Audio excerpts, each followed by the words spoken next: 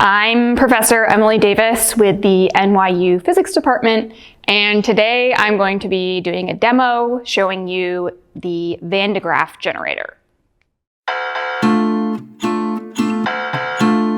So the Van de Graaff generator was invented by American physicist Robert Van de Graaff around 1930. And originally the purpose of the Van de Graaff generator was to accelerate particles to very high speeds.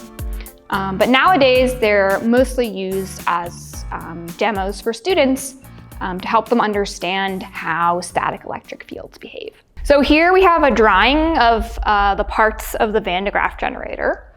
On the top, there's the large metal sphere that you can see. And then below in this kind of neck region, there's a bunch of parts which you can't really see. So there's a belt inside, which is wound around two rollers. And the bottom one is made of a material like Teflon, and the top roller is made out of a material like aluminum. And the material that the rollers are made out of is very important because they allow the belt, as it moves, to actually pump charge onto the surface of the sphere. And the way this works is through something called the triboelectric effect, which describes the tendency of some materials to lose electrons when they're rubbed against another material, whereas other materials can gain electrons. So if we look at the bottom roller, it's made out of a material like Teflon, which tends to gain electrons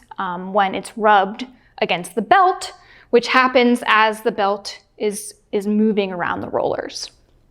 So as this bottom roller becomes negatively charged, that attracts positive charges to the teeth of the comb that are sitting underneath the belt. And the effect of this is to create an extremely large electric field in the region between the roller and the comb. And what this does is it actually ionizes the molecules in the air. And those negatively charged electrons actually flow. They want to move away from these positively charged teeth.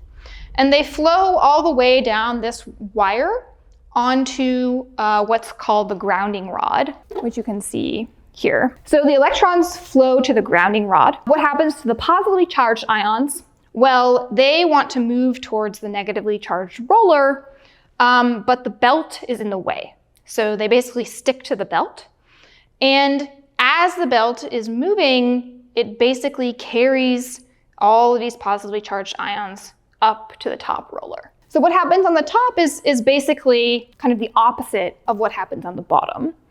So the top roller is made out of a material like aluminum, which tends to lose electrons. So this roller becomes positively charged, and the comb on top of the belt tends to get negatively charged electrons accumulating on its teeth.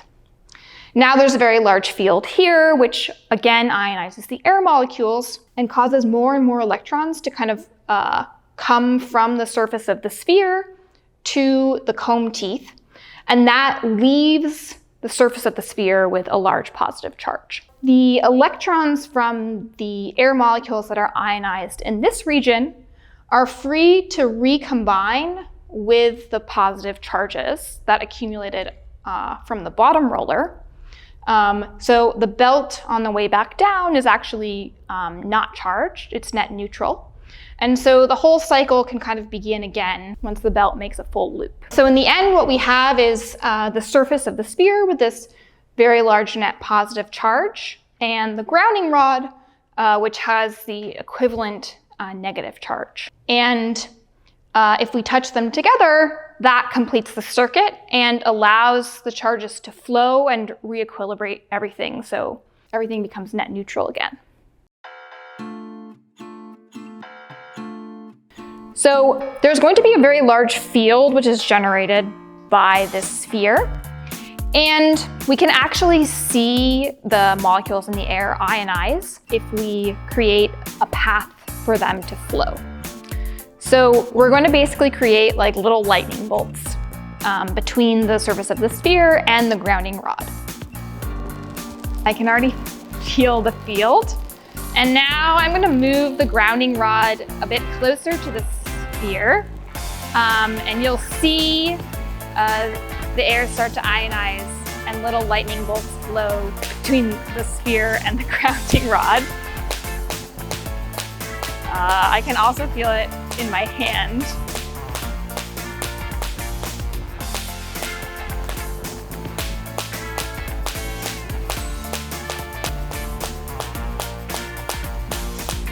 Okay, so I guess that's probably enough, right? Let's see how far away we can move it and still get the lightning. That's too far.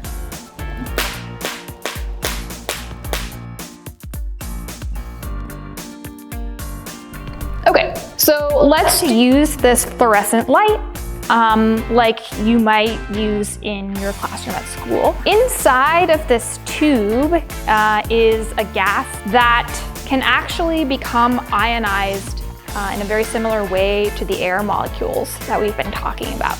And when the electrons from those ionized molecules hit the surface of this tube, there's a special coating on it that makes it glow. So in order to ionize the vapor inside the lamp, we'll use the electric field that's created by this large sphere. And so you'll basically see that the lamp glows in proportion to the strength of the electric field produced by the Van de Graaff generator. So in particular, what you should expect is that as this moves closer to the sphere, it glows more brightly. Lights, please. Okay, so I'm holding the light parallel to the field lines generated by the Van de Graaff generator. And you can indeed see that it glows brightly close to the sphere and it becomes more dim moving away from the sphere.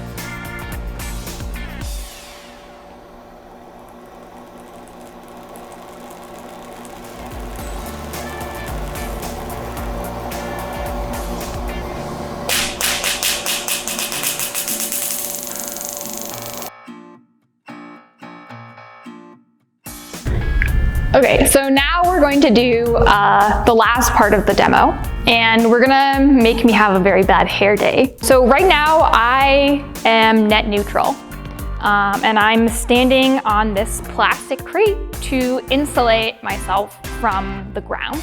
I'm gonna turn on the charge pump so that the sphere becomes positively charged, and I'm gonna touch it with my hand.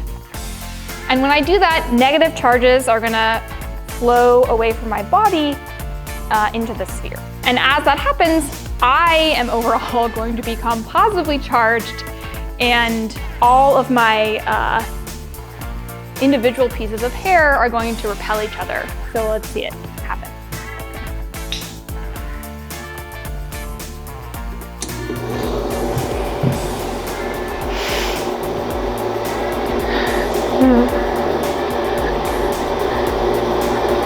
I don't know, is it working?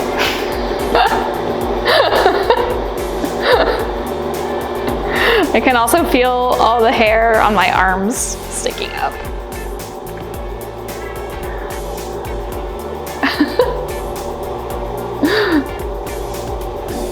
Okay, so I'm Professor Emily Davis, and I'm with the NYU Physics Department. Thanks for watching.